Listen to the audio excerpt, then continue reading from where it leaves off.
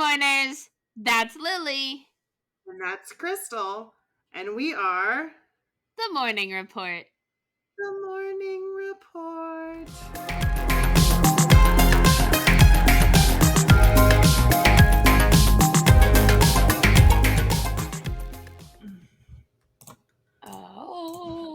I don't care about 99% of these emails. Okay, are you ready? I am.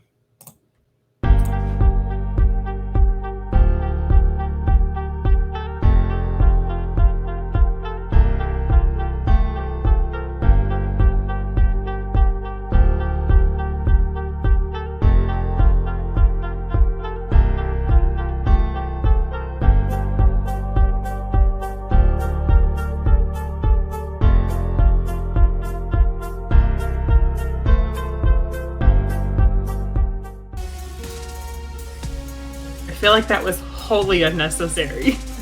The countdown? By the time one rolled around, I was like, oh yeah, I have something to do. I know! I had started reading messages on my phone. I was like, oh wait, we're doing a podcast. Hey, Mourners! Oh, hi! Hi, Lillie. Are you in different woods than you were last time, or is that the same woods? No, they're the same woods. I'm in some creepy basement. I like my creepy basement. Is that a person? I don't want to get too close. I just noticed. No, I don't think it's a person. I think it's just the way like the shadows and the stains have gone on the door. But it looks like a person with a very rotund figure. I'm just gonna put my head right there so nobody else can see it. There we go. Okay. But give me your opinion. Is this a human or a ghost or a demon? Is it a figure? Thank you. All right. You're definitely haunted. Definitely. It's not cheating. It's teamwork. Oh, I love you. All right. So we are doing another article swap today. I think this is our new favorite thing. We fucking love them. Yeah.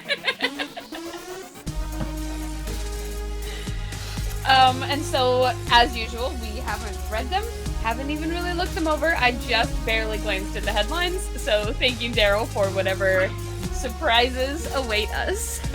Before we start, can we just talk about how much love that the Canadian wild boars are getting on Facebook right now? I know! Like, all the comments on our reels and, like, people talking about I did not expect that. I was like, of all the shit we've talked about, you guys are just honed in on these boars. The pigs. Yep. Oh, Leo says that looks like the clown from American Horror Story. Twisty! Oh, his name was Twisty. Right off, dude. I hated that season because I hate clowns. Oh, same, but I love freak shows. Loved freak shows. But that one was awful. I didn't sleep that whole season. I was like... Girl, I'm behind, and I don't even know how many seasons I'm behind on now. Like, I'm pretty sure the last one I watched was either Hotel or Roanoke. I don't remember which one came at last. Skip them all, and do the like most recent ones. So they're still making them. Yeah, like I think the last 3 seasons were phenomenal. Like I didn't even care. Okay. I skipped over so much. Okay. And of course, my brain has shut down, so I have. That's all right. Nothing. You're in good company. There. Hey, look! I don't have glasses on. I finally went to the eye doctor. I know, I'm so excited. Wait, did that have something to do with throwing your glasses under the truck? Or no. Okay. No, luckily, like, I even still wore those glasses all day. Luckily, they were fine. Well, fine is when you haven't been to the eye doctor since 2016. Was my last exam. It's probably been much longer than that for me, and I know my eyes are shit right now. Oh, yeah, my prescription really didn't change very much, so that really wasn't an issue. It's just the fact that all my shit's destroyed. Like, I'm completely out of contacts, have been for years, because of course, right? And my glasses, both pairs that I still have, are completely demolished. They barely sit on my face right. like the rainbow ones are so crooked because they're like 6 years old. Those rainbow glasses mean so much to me, though. Well, I'll replace them, don't worry. I've said it before, but I just remember. You had really short hair, your rainbow glasses, rainbow suspenders. Yep. And when you die, that'll be the memory that I share with will be one of them that I share with everybody. I don't know if I still have those rainbow suspenders or if I wore those out and need more. I don't know. Well, looks like you'll have more coming your way soon. Yay! Okay. We have shit to do, Krystal. Stop talking. We do. We need to talk about. What are we going to talk about?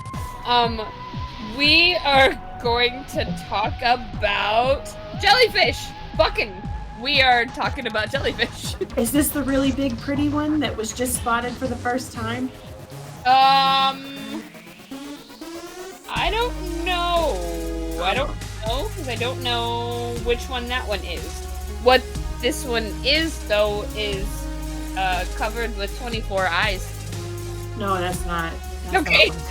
Okay. So this is the headline. Oh, and by the way, we're getting this from the New York Post. Damn, New York Post looks a lot like HuffPost these days. Like when you just look at the outline, like the layout of the website. Probably the same shit. Oh, you don't know. It's got AI. I'm an idiot. I tried to just show you my screen.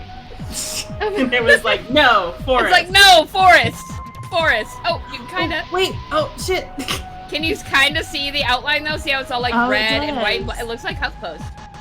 Okay, so 24-eyed jellyfish was just discovered, and its sting is highly dangerous. No, thank you. I'm done. I'm leaving. This was submitted by Emily Lefroy on April 27th, 2023. Not to us, to the New York Post. Daryl submitted this to us. Just today, like 10 minutes ago. Yeah. So it is out of the box scary. Hold on, let me read the word before I try to say it.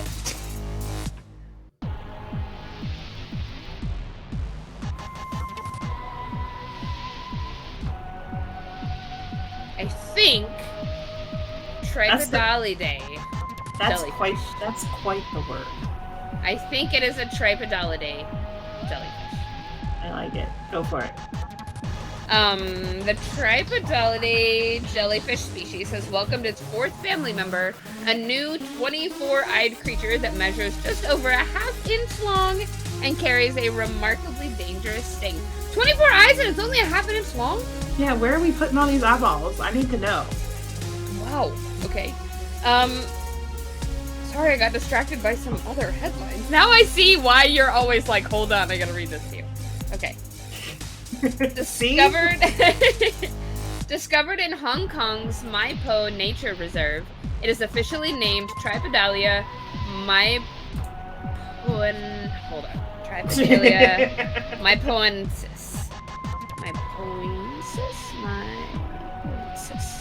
Tripodalia maipoensis, and is in the same family as the Australian box jellyfish, which is considered to be the most venomous marine animal in the world. Of course, it lives in Australia. It's the first time a new box jellyfish species has been found in the area. The jellyfish has a transparent and colorless cube-shaped body with 3 tentacles, measuring about 4 inches long at the base of each corner. The ends of its tentacles are flat and petal-shaped structures, similar to a boat paddle, which allows it to swim faster than other jellyfish. Its 24 eyes are equally divided into 4 groups, each containing 6 peepers.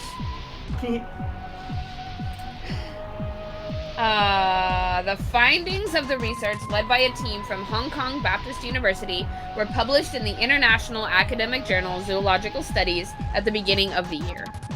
We named the new species Tripodalia maipoensis to reflect its type locality, where the new species was first found, explained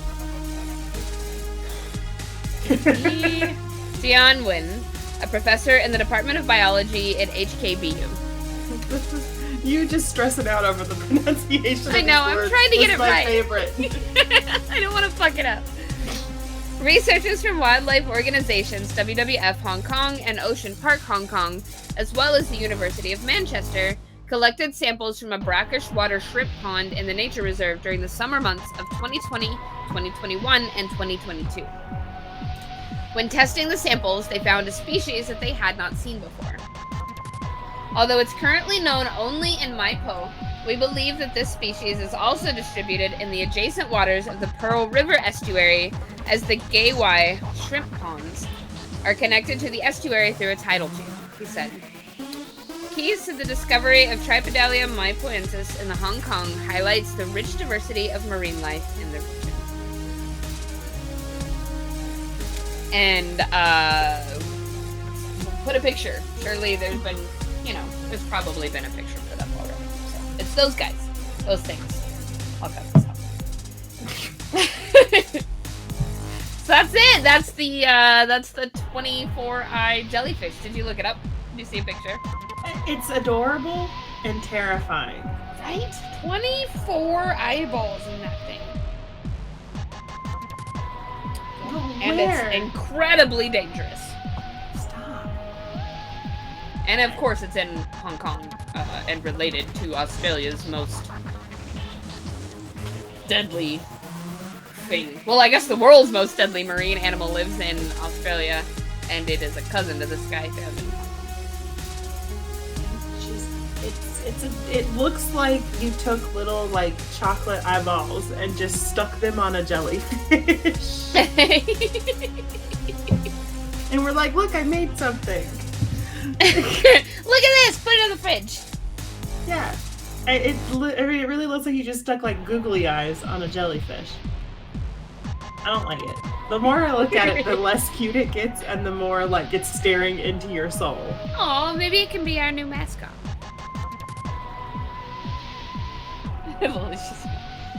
No, I don't. See, it's trying to tell me something, and I don't know what that is, and I'm scared, and I don't want to. So. Okay. Well, I'm certainly not going to make you. I don't want to be its friend. That's where I'm I don't right want to now. touch it because apparently we'll die. See, then I will outlive you, Leo, if she's gonna touch a jellyfish. Yeah, that's true. That's true. I try really hard not to touch it. The last time I went swimming in the Pacific, I didn't run into them and they didn't really run into me. The water sort of pushed a whole little pod of jellyfish right into me, right here. So I was covered from my fucking nipples to my lips, with jellyfish stings and burns and, I have never been stung by a jellyfish, thank God. That's the only time I ever had. I would cry. I mean, I feel like I'm a really strong woman. I can handle pain really well, but You might not. I don't want to find out. I don't want to find out ever again either. But it was it wasn't a ton of oh my God, I'm on fire and I'm crying. It's just it was almost like I had really, really bad, wind burn or something, that real sensitive, almost burny feeling if you get really bad wind burn or snow chap, if that happens to your skin. That's what it felt like. So at first I honestly thought that I had just not noticed it, but maybe had been pushed to the bottom of the ocean, the sand on the bottom where I was swimming, and just sort of scraped, and I didn't notice, playing in the ocean. I was like, oh, that's probably what happened. And then I went to a doctor because it just wasn't, nothing was getting better. It just freaking burned and was tender. And they're like, oh, that's that's a bunch of jellyfish. Good job.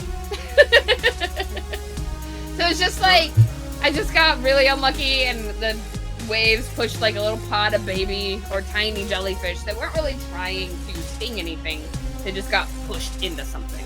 And that something was me. And they were just shit! Yeah, pretty much. And Krystal was like, oh my God, sand! Sand! Oh, sand's not going away.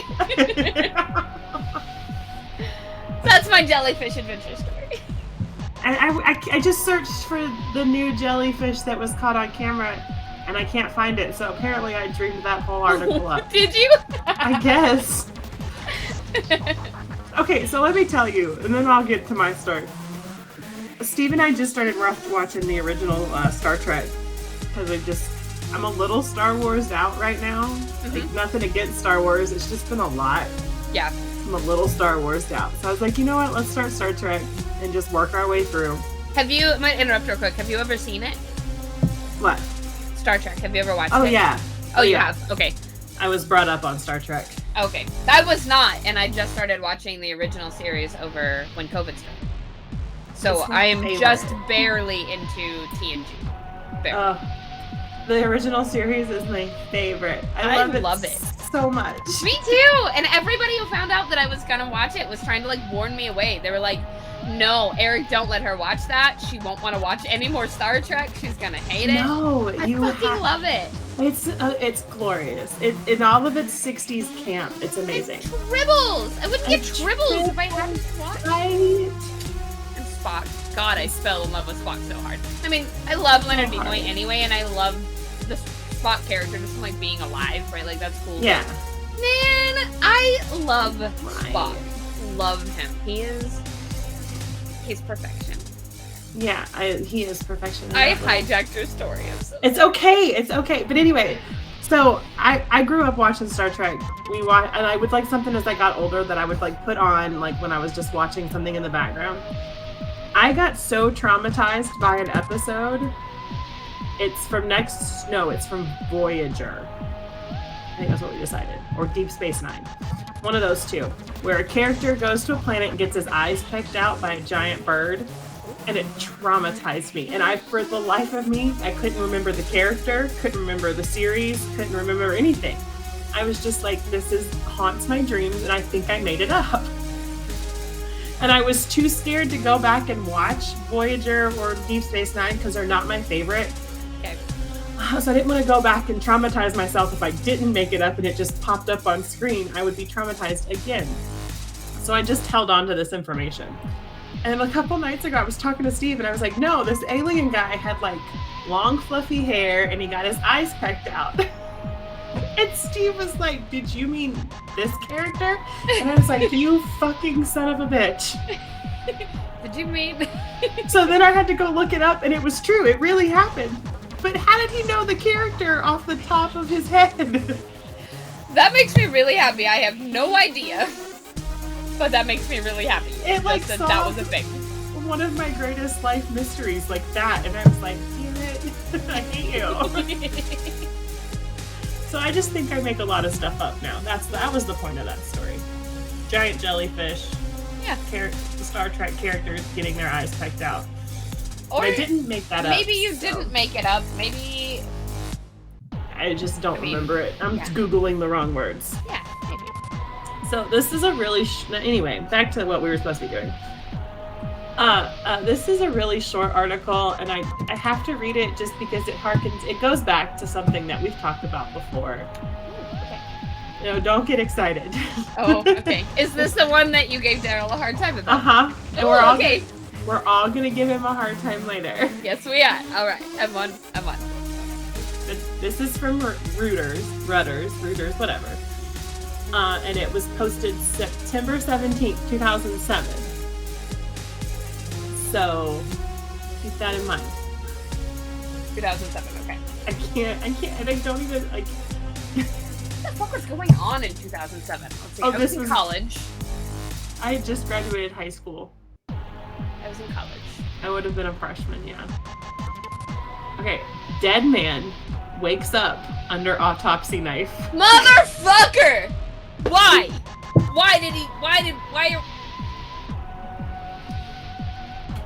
He said it to me and I was like, oh no! God damn it with these fucking people! Do we really not have the technology to make sure people are fucking alive anymore before they, like, go to the morgue, go get buried, go have autopsies done to them, get put in a freezer! Wait, he was going to have an autopsy done. Hey! It's the thing that makes me so upset is it's just a quick touch of the fucking wrist or the fucking neck. Just quick touch. Right, like you really... I mean, I understand in some cases it'd be really, really hard to find a pulse, and surely these people are doing what they're supposed to be doing, but you can't be doing everything you're supposed to be doing if this man was about to get sliced open! And he was alive. Is that a roly-poly? Come here. Well, you're in the fucking woods, Krystal. There's a roly-poly and I lost it. I wanted to get it. So what's really creeping me out, though, is the stuff that the green screen is not getting. Like, you've got just random shit just floating in the middle of your woods. You're right. What is that not picking up? That's pretty funny. Oh, it's the flowers up there at the top. Sorry, I'm back. I got really excited. I thought there was a roly-poly, and I wanted it, and I couldn't find it. Okay, so back to the article. And I told her. Oh God, I saw Leo's chest.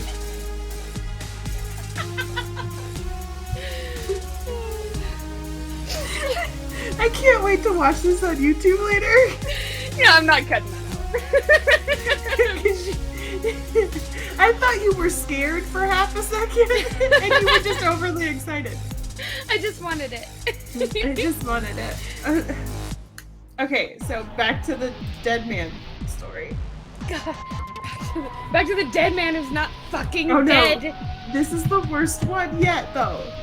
A Venezuelan man who had been declared dead woke up in the morgue in excruciating pain after medical examiners began their autopsy.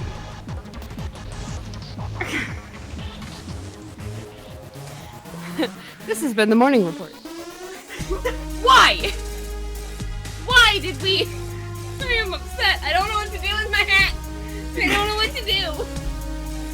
Why did they start before he woke up? Why didn't they figure out? What? Why? Past that. The minute the fucking knife went in, and he started bleeding. Because you don't really bleed when you're dead. You do, but it's not like like when you're alive. Blood. Right. So is that what they mean? Like after they started, like oop, a tiny prick, and then whoop, or do they mean like we cut this motherfucker's chest open, and then he sat up and yelled at us? Like I don't know. So because the next paragraph was Carlos, who's 33 years old, was declared dead after a highway accident and taken to the morgue, where examiners began an autopsy only to realize something was amiss when he started bleeding. And then they quickly sought to stitch up the incision on his face. Face! Started on his goddamn face. It was okay. So it was a highway accident. Were they gonna like take his face off? Like, why are Leo you said cutting? He's a squirter. No, his face. He woke up because somebody was slicing his face open. After getting into a highway accident so bad they thought he was dead, he got brought out of his deadness by somebody slicing on his face. So he says that he woke up because the pain was unbearable. Another worst part about this, because the whole thing is just awful. His grieving wife turned up to the morgue to identify her husband's body. And she got to take him home! Only to find him sitting in a corridor, alive. What would you do? God, what would you even do? Oh my God. You walk in and you're like, I get my own ghost. And I'm fucking suing everybody involved. You're having problems. Everybody. I'm suing everybody involved. That coroner's never gonna work again. Jeez. I fucking hope not. If this is how he does his job. The medical examiner that declared him dead at the scene. Never working again. Right. You're doing a bad job. Somebody got their face sliced open. and that's how we discovered they're not dead. The couple of doctors in between those two people, never working again. Ooh, this is awful. Because I don't even know how you go about your life after that. I don't even, like, every time I close my eyes, I would be like, I'm not waking up tomorrow. Right, somebody's gotta do an autopsy on me. Somebody's gonna cut my face open. Somebody's gonna put me in the morgue when I'm not fucking dead. I just have to myself know. hiccups.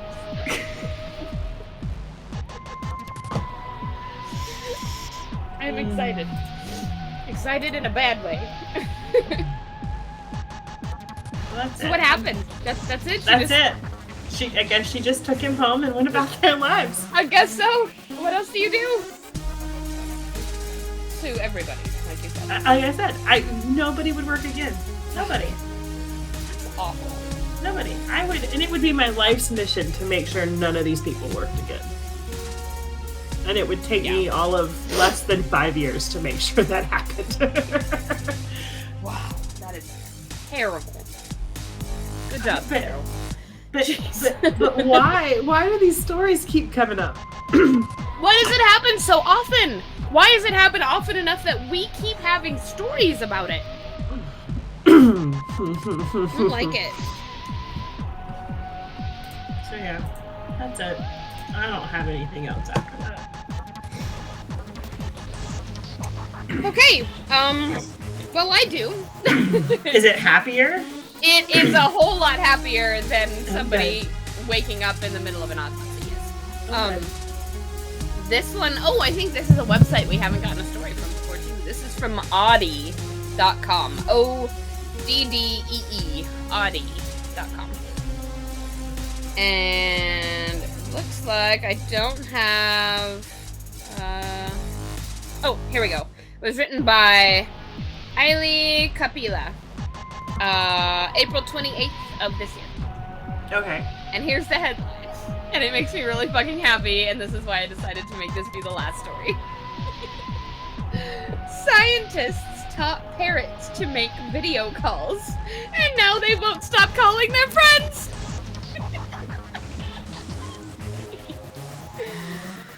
Yes, it's not just people who love talking on the phone for hours on end.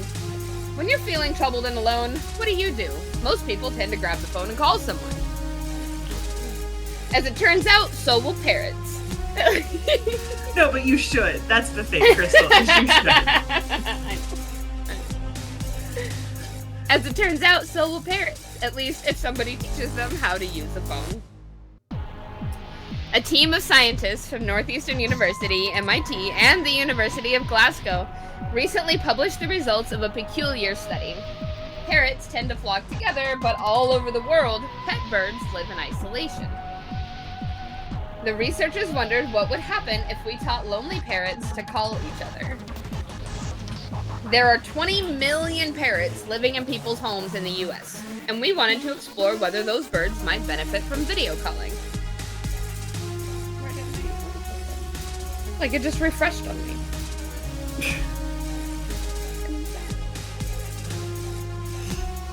There we go. Well, the study found that the birds will call each other, and they don't want to stop. Every single one of the birds participating in the study placed phone calls, and it wasn't a case of the owner sticking the phone in front of them. The parents began asking for the phone because they wanted to squawk to their friends. Aww. Being able to connect with other parrots significantly improved their lives. Case in point, one previously flightless bird learned to fly because its friend taught it how over Zoom. That's just... Oh my God. I don't even know how you fly would... over Zoom. That is the cutest thing. In the study, the researchers gathered 18 parrots of various species all over the U.S. They taught the birds how to use the touchscreen interface of a mobile phone or tablet, providing additional motivation with some treats. I know, Leo, it's fucking amazing! They also showed the birds how to make their first calls, and then the rest was up to the parrots. According to the scientists, an important part of the study was that the parrots were free to decide whether or not they wanted to place a phone call. They were then taught to ring a small bell if they wished to call another parrot. This is gonna make me cry. He's so happy tears, though. And boy, did the bells start ringing. The parrots appeared to understand that they weren't looking at a mirror or at a moving image of a bird. They realized that there was another living, breathing parrot on the other end of the line. God, I love this. That also meant that the bird's owners had to take some precautions. The parrots were restricted to 5 minutes of screen time in one session. The owners also received strict instructions to cut the call at the first sign of aggression or fear. The parrots didn't deal with the calls so well and ended up... 3 parrots didn't deal with the calls so well and ended up dropping out. But the 15 that remained loved every moment on the phone. This is amazing. Are you okay? Yes. Not only did the parrots learn to ask to place a call, they didn't want to get off the phone. The birds that completed the study would stay on the line until the last second they were allowed. While calling each other, the parrots acted much like they would in the wild. They would learn to imitate each other's vocalizations, much in the same call and response manner that wild parrots do. Leo says, oh no, this ends with AI convincing the parrots to take us down. Don't ruin it, Leo. Jesus. Where was I at? I lost my place. Okay. I was quite surprised at the range of different behaviors. Some would sing, some would play around and go upside down, and others would want to show another bird their toys. Oh my god, are you and I just parrots? Yes! Yes!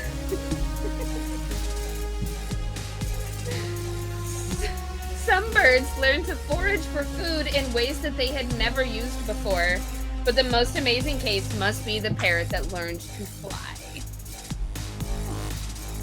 The bird had spent its entire life in captivity and had never figured out how to use its wings. By interacting with another parrot over the video call, it was soon flapping around its home. Finally, the parrots started forming friendships. They were free to choose which birds they wanted to call by tapping their pictures on the touch screen.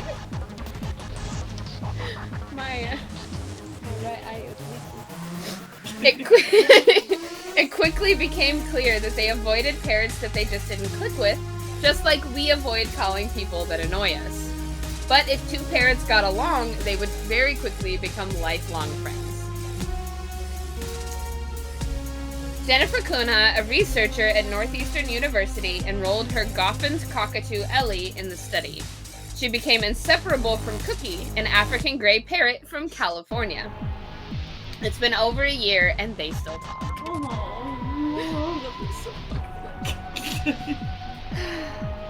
So what does this study tell us? First of all, it's a true testament to parrots' intelligence. Not only did the birds learn to place calls, they understood they were talking to an actual living bird. All in all, the birds appear to have the intellectual capacity of a young elementary school-aged human child. Oh, it's like we should give the parrots to get them to call Freya. We should. Yes, get a parrot and teach it to call Freya and just see what conversations they have. So perhaps more importantly, it shows us how vital socializing is to parrots' mental and physical well-being. The results of the study can help both pet owners and professional animal caretakers provide better care for their birds. Video calls could be particularly good for birds that can't be in physical contact with others, whether due to illness or other reasons. That's what happened with 2 old, sick macaws. The pair had lived their lives in isolation, barely seeing a glimpse of another macaw in their lives. But once they learned to video call, the trembling seniors suddenly seemed many years younger as they sang, danced, and played together. It really speaks to how cognitively complex these birds are and how much ability they have to express themselves. It was really beautiful, these 2 birds for me. Good night. I love you. Almost. Bye. I love you. Sorry. So that's what I got. That's our bird. Isn't that amazing? Yes. That's amazing.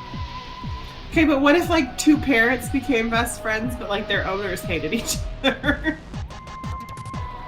Too bad for the owners, right? I know, Like, you better figure this shit out. Yep, make your bird happy.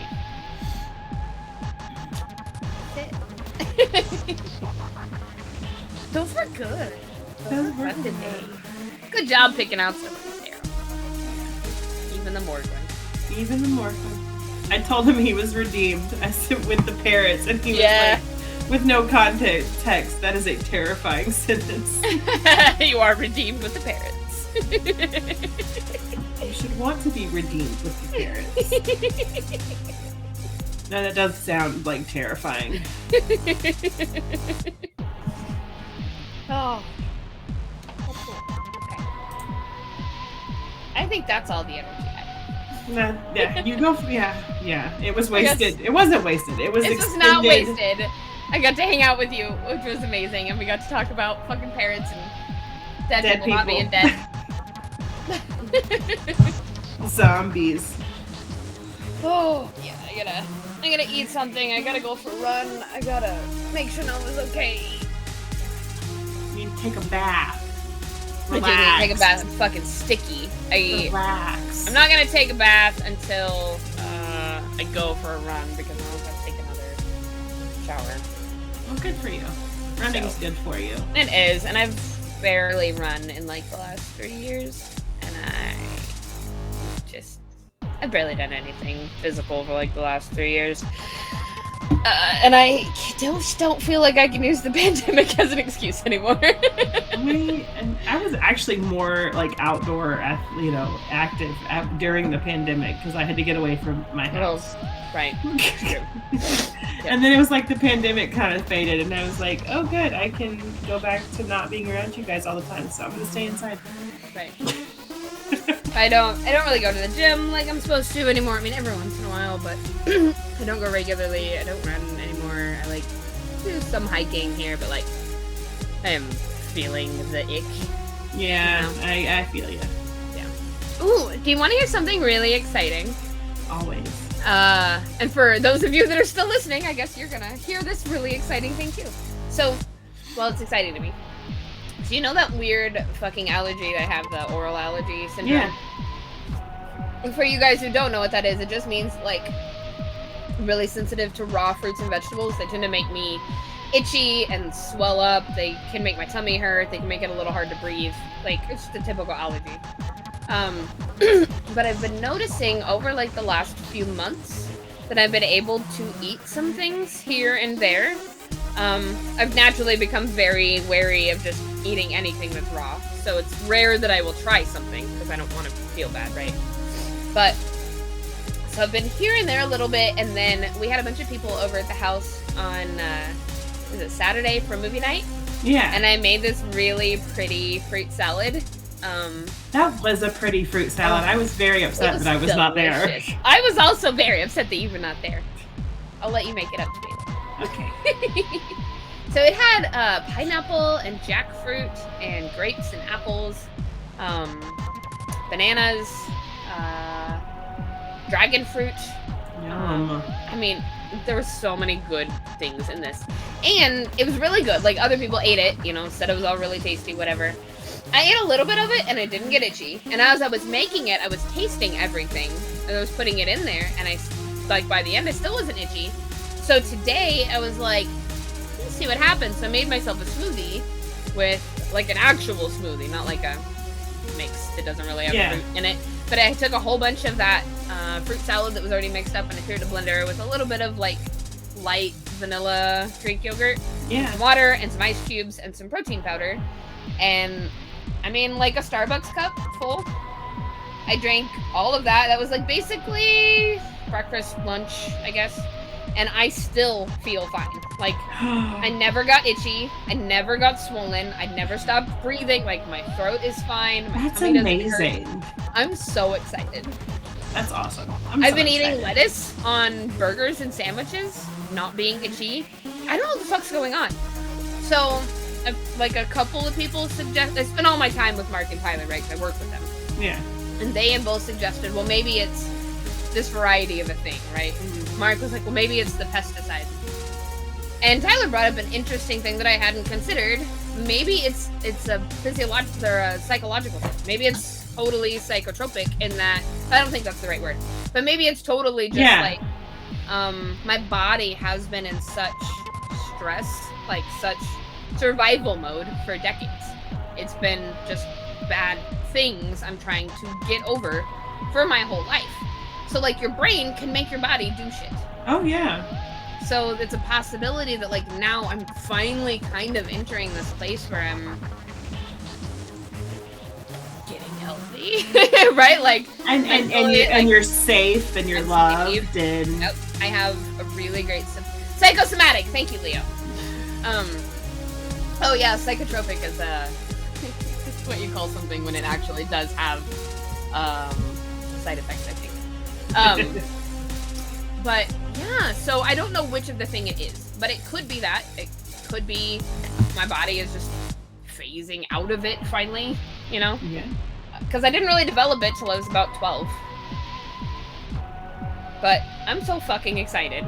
So like, I think anyway that I can eat fruit and vegetables again and not have to go to the hospital about it.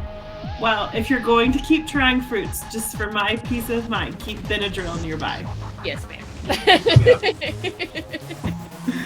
Because I will not deal well if I get a phone call that you had some magic fruit and now you're in the hospital because you couldn't breathe.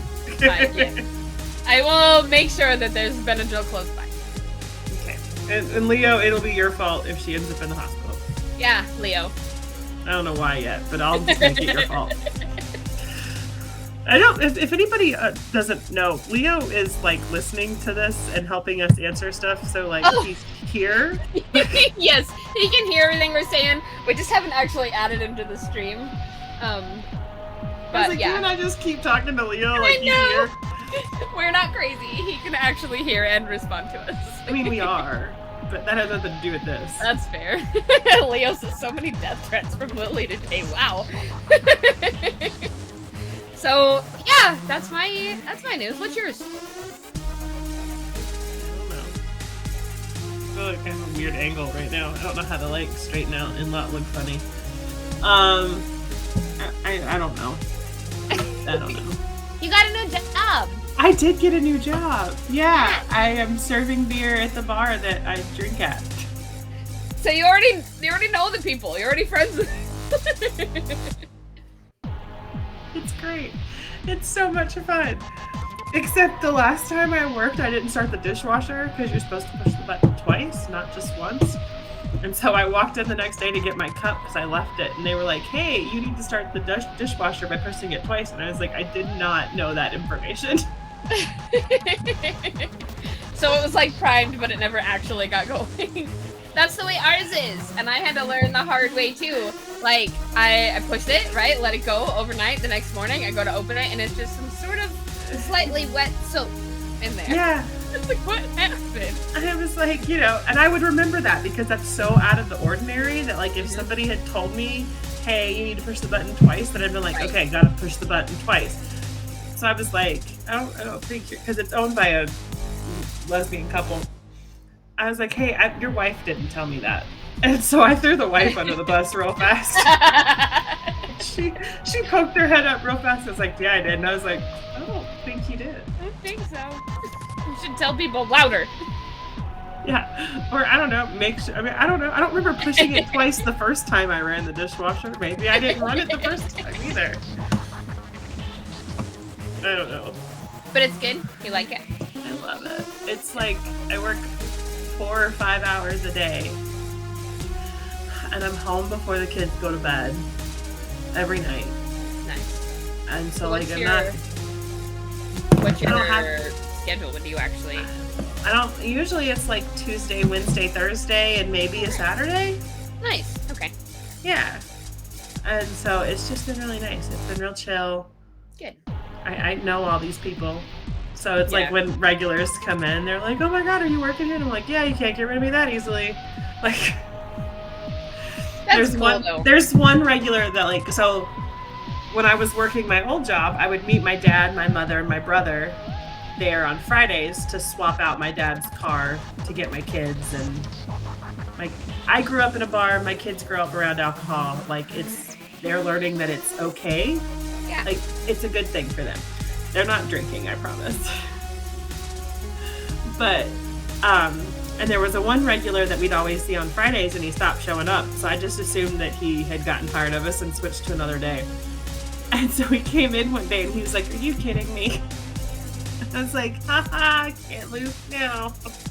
Here I am. I was like, "But the kids aren't here, so it'll be quiet." Yay.